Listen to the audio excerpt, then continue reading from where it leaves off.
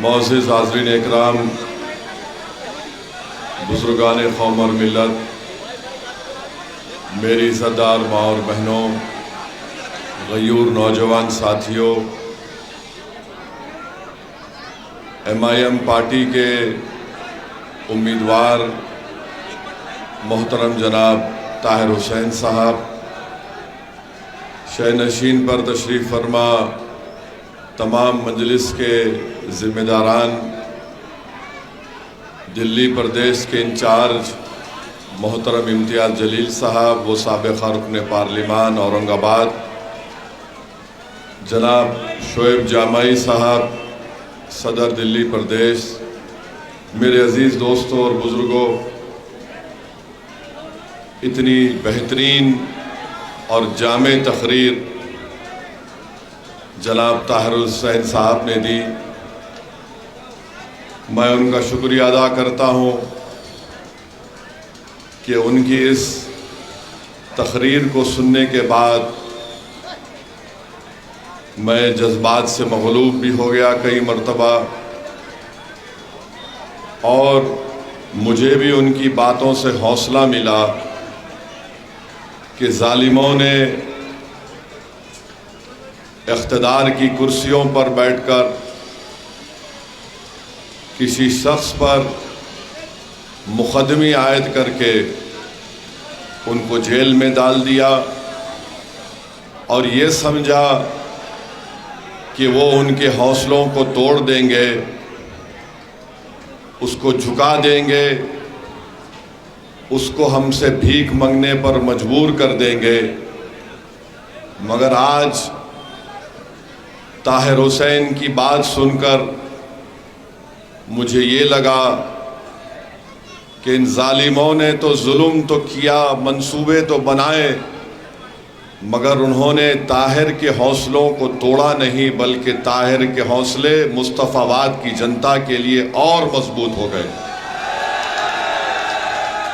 वो ये चाहते थे कि ताहिर उनके सामने झुक जाए, वो मुस्तफ़ाबाद को भूल जाए, मगर ताहिर की आज की बात से ये बात वाज़ेह हो गई और वक्त के फ़िरौनों को ये बात मालूम हो जाना चाहिए कि ताहिर मुस्तफ़ाबाद का था, है और रहेगा इंशाअल्लाह ताला।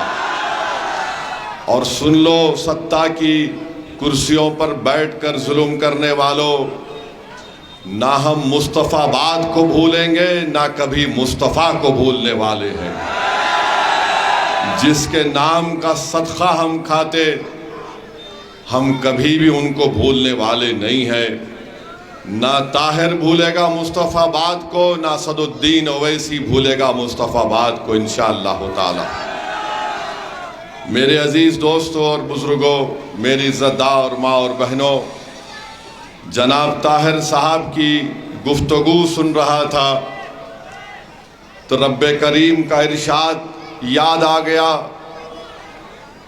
जिसको हम सूरे इंसान कहते हैं, जिसमें रब्बे करीम तमाम इंसानियत से कह रहा है कि यतीमों पर और कैदियों पर रहम करो।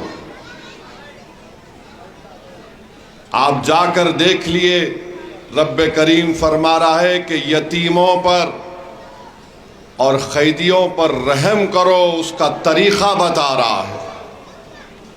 मैं सिर्फ आपसे इतना ही कहूँगा कि आप जो कैद में हैं, जो इंसाफ के लिए उनको जेल में डाल दिया गया, सच्चाई को दबाने के लिए उनको जेल में डाल दिया गया,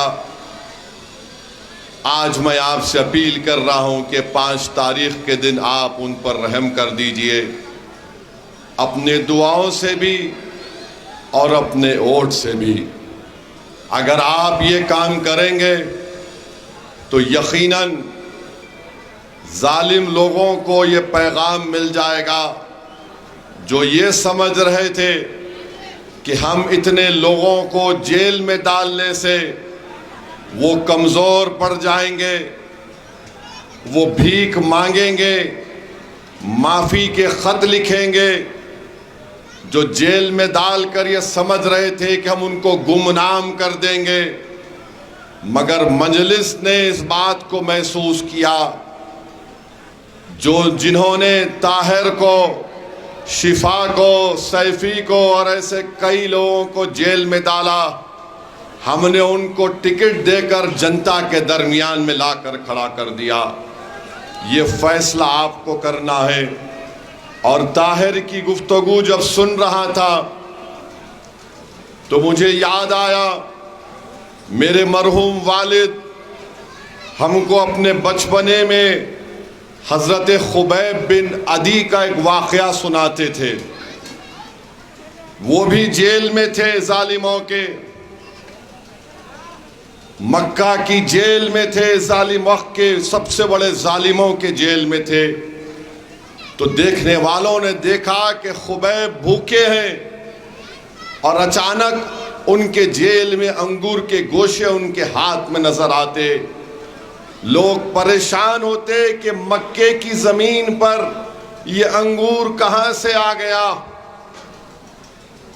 दुनिया ने देखा कि हजरत खुबैब जब उनकी जिंदगी का आखिरी दिन था तो उन्होंने उन जालिमों से कहा कि आज मेरी जिंदगी का चिराग गुल होने वाला है, मैं सिर्फ ये चाहता हूं कि 2 रकात नफिल नमाज पढ़ लो। नमाज अदा की, जरा लंबी नमाज हो गई और नमाज के बाद जालिमों से कहा कि तुम ये समझ तो नहीं रहे होगे कि मैंने अपनी नमाज लंबी कर दी मौत के डर से नहीं, मैं सिर्फ अल्लाह का शुक्र अदा करने के लिए अल्लाह के आगे अफसर बसजूद हो गया। और जो लोग किसी को भी सत्ता में रहकर किसी हिंदू को, मुसलमान को, सिख को, दलित को जेल में डालते हैं, मेरा मानना यह है कि जो जेल में मजलूम होता है, अगर वो हाथ उठाकर अल्लाह से दुआ कर दे कि या अल्लाह जिन जालिमों ने मुझे जेल में डाला तो उनका हिसाब कर ले, तो अल्लाह उनकी दुआ को कबूल करता है। अल्लाह रब्बे कायनात है, रब्बुल आलमीन है। हजरत खुबैब ने भी दुआ की कि अल्लाह तू देख ले उन लोगों को जिन्होंने मुझ पर जुल्म किया है, तू किसी एक को भी ना छोड़। तो तारीख गवाह है कि जिन्होंने हजरत खुबैब पर जुल्म किया था, कुदरत ने खुबैब की तरफ से उनसे इंसाफ कर दिया। और तीसरी बात, अभी ताहिर मदीने का जिक्र कर रहे थे, आका की नगरी का जिक्र कर रहे थे, तो हजरत खुबैब ने दुआ की, अल्लाह मेरे आका तक मेरा सलाम पहुंचा देना कि खुबैब जा रहा है, मदीने में कमली वाला बैठा हुआ है। और कहा कि वालेकुम अस्सलाम खुबैब। वो अपनी जिंदगी के आखिरी लम्हे में है और कहते हैं कि आका मेरा, अल्लाह मेरा पैगाम मोहम्मद सल्लल्लाहु अलैहि वसल्लम को पहुंचा देना, मेरा सलाम मुस्तफ़ा को पहुंचा देना। तो मुस्तफ़ा मदीने में बैठकर फरमा रहे वालेकुम सलाम खुबैब। तो बचो, मजलूमों को जो जेल में डालते हैं उनकी जबान से निकला हुआ एक एक लफ्ज अल्लाह उसको कबूल करने वाला है। और मुझे पूरा यकीन है कि जो गैर जरूरी जिनको जेल में डालकर सड़ाया जा रहा है, इंसाफ जरूर करेगी भारत की अदालत, मगर वो इंसाफ और रब्बे करीम के इंसाफ के लिए भी तुम तैयार रहना। जो 5-5 साल 6-6 साल जिन लोगों को अपने परिवार से दूर रखकर उनको तकलीफ दे रहे हैं, अरे तुम आज सत्ता में हो, कल नहीं रहोगे इंशाअल्लाह ताला। तुम आज बड़े बड़े महलों में जिंदगी गुजार रहे हो, यही दिल्ली है, यहां पर बहुत बड़े खंडेर नजर आते हैं। और वो खंडेर को अगर अल्लाह जबान देगा तो पुकार कर कहेगा कि कभी यहां पर बादशाह रहता था, कभी यहां पर बड़ा जिम्मेदार आदमी रहता था जिसके पास इतने सिपाही थे, मगर कुदरत का निजाम यही है कि जो जुल्म करेगा वो वीरान होगा, जो इंसाफ करेगा वो सुबह क़यामत तक आबाद रहेगा। तो मेरे अजीज दोस्तों और बुजुर्गों, नौजवानों, इन जालिमों की बातों की फिक्र मत करो जो कह रहे हैं कि नहीं नहीं मुस्तफाबाद से ताहिर नहीं जीत सकता। अगर तुम्हारा दिल तुमसे कह रहा है कि सच्चाई यही है और हक यही है और इंसाफ का तकाजा यही है कि ताहिर को जीतना चाहिए, तो आपको सच्चाई का साथ देना है और आपको पतंग के निशान पर बटन दबाना है। अगर आप जालिम को शिकस्त देना चाहते हैं तो अपने वोट से दीजिए, पतंग के निशान पर बटन दबाइए। अगर आप झूठ को हराना चाहते हैं तो पतंग के निशान पर बटन दबाइए मुस्तफाबाद और ओखला में। वरना याद रखो, ताहिर का कुछ नहीं होने वाला है। ताहिर फिर चला जाएगा। जो 5 साल जेल में रहकर आया, इंशाअल्लाह ताला जल्द से जल्द अदालत जरूर उसको रिहा करेगी या फैसला उनके हक में होगा, मुझे यकीन है। मगर एक बात याद रखो मेरे मुस्तफाबाद के गयूर नौजवानों, मुस्तफाबाद के बुजुर्गों, मुस्तफाबाद के मेरी इज्जतदार माँ और बहनों, क्या तुम्हारा ज़मीर मलामत नहीं करेगा कि जो 5 साल जेल में रह के आया, अगर हम अपनी उंगली से बटन दबाते तो हमेशा के लिए हमारा ताहिर रिहा हो जाता। ये आपको फैसला करना है।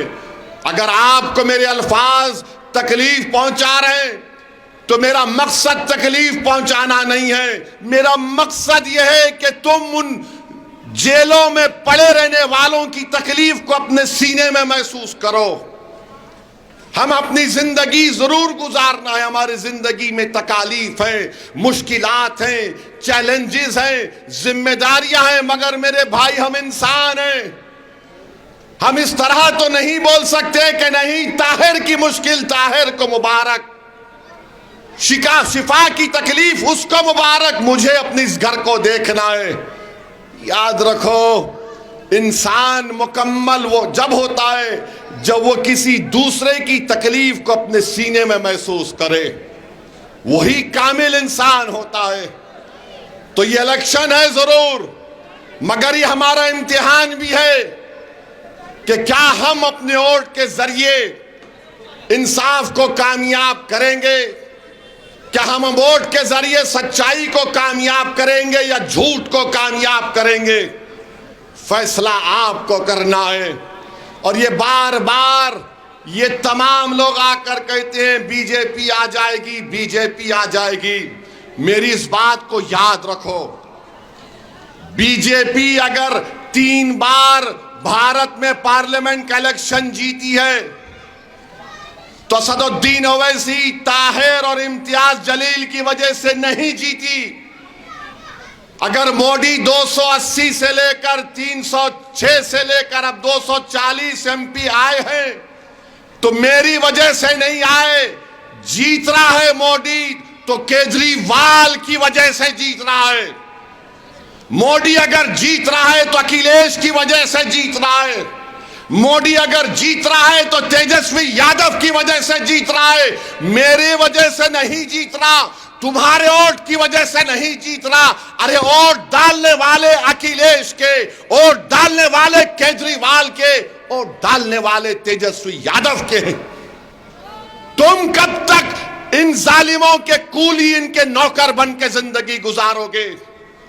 50 साल से हम वही काम कर रहे हैं, कभी इनको मुख्यमंत्री तो कभी उनको प्रधानमंत्री, और हम क्या कहते हैं, नहीं नहीं हमने इनको कामयाब कर दिया।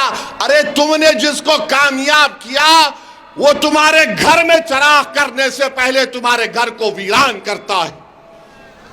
तुमने जिसको कामयाब किया तुम्हारे इलाके को अच्छा करने से पहले उसको बर्बाद करता है। ये 50 साल से यही खेल हो रहा है। मेरी जिंदगी कब तक है वो अल्लाह जानता है, मगर याद रखो तुम अपने हाथों से अपने घर को नहीं बनाओगे तो कोई केजरीवाल, कोई मोदी, कोई अखिलेश आकर तुम्हारे घर में चिराग नहीं करेगा। चिराग तुमको जलाना है ताकि उसकी रोशनी से आने वाली नस्लों को इंसाफ मिल सके। वो चिराग क्या है? वो चिराग तुम्हारी सियासी आवाज है, तुम्हारे वोटों से ताहिर की कामयाबी है। वो चिराग तुम्हारे वोटों से कामयाबी, शिफा की कामयाबी होगी। तो मेरे अजीज दोस्तों और बुजुर्गों, अपने वोट का सही इस्तेमाल करो। तुम यहां पर आकर मेरे भाषण को, तकरीर को सुनकर बड़े खुश होकर चले जाते हो और फिर उसके बाद कल सुबह में शैतान और उसके एजेंट आकर अपना काम शुरू कर देंगे। वो बोलेंगे अरे नहीं, उसका भाषण जज्बाती होता है, तुम हकीकत को सामने रखो। अरे कौन सी हकीकत को सामने रखें बताओ? कौन सी हकीकत को सामने रखें कि जहां पर मुस्तफाबाद में एंट्रेंस में आप बोर्ड देखते हैं वेलकम टू मुस्तफाबाद, तो वहां गाड़ी लेकर आइए और किसी में गली में अंदर जाने से पहले 15-20 मिनट केजरीवाल के नाम पे सदका करना पड़ता है। ट्रैफिक में गाड़ी फंसी हुई है, ये झूठा है केजरीवाल। ये भारत में दो लोग बड़ी चालाकी और सफाकी से झूठ बोलते हैं, एक का नाम मोदी, दूसरे का नाम केजरीवाल है। कुछ नहीं किए, 2300 करोड़ रुपये बिजली फ्री। अरे अवाम के घर पर बिल आ रहा है हजारों रुपये का, कहां बिजली फ्री?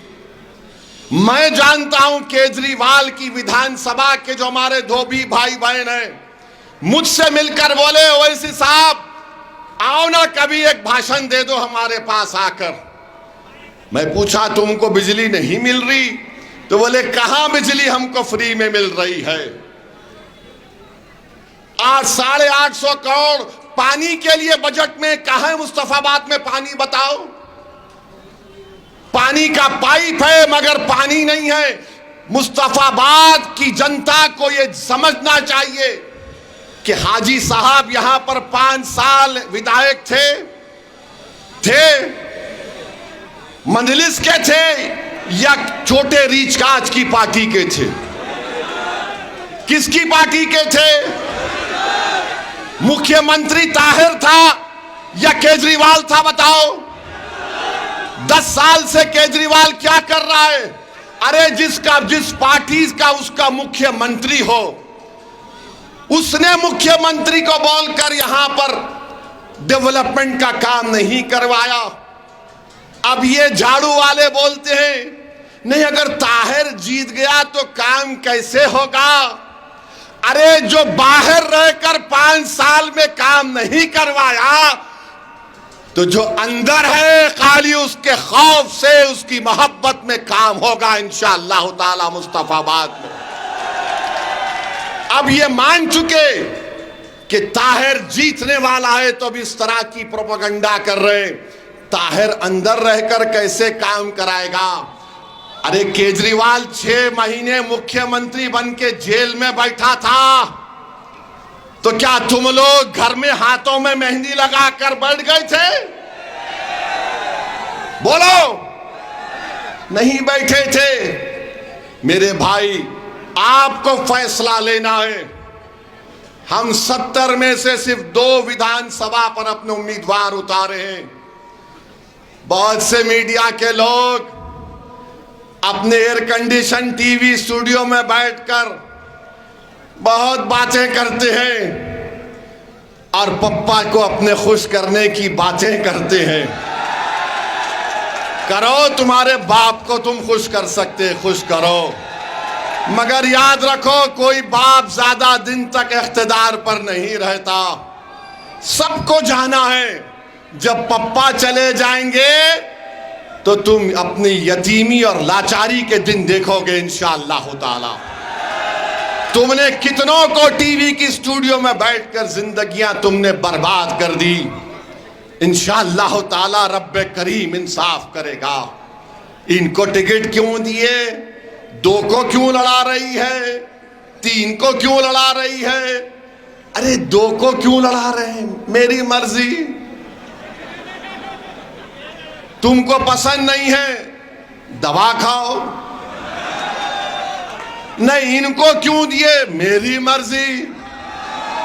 तुमको पसंद नहीं है, तुम अपने बाप की फोटो देख के खुश हो जाओ। नहीं, इनको क्यों दिए? इनको कोई नहीं मिला। नहीं मिला मेरे को, बोलो क्या करेंगे तुम? नहीं मिला मुझे, क्या करोगे?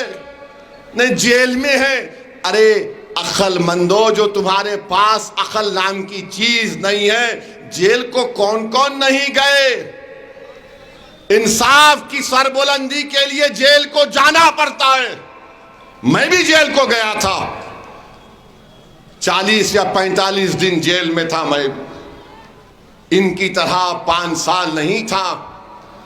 मेरे भाई जो जेल को जाते हैं ना, उनको मालूम होता है तकलीफ क्या होती है। 5:30 या 6 बजे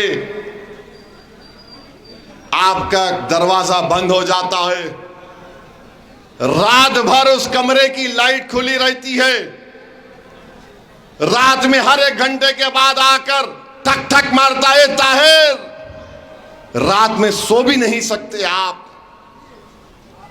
और फिर आप मुलाकात तो खैर अब कभी कभी हो जाती होगी।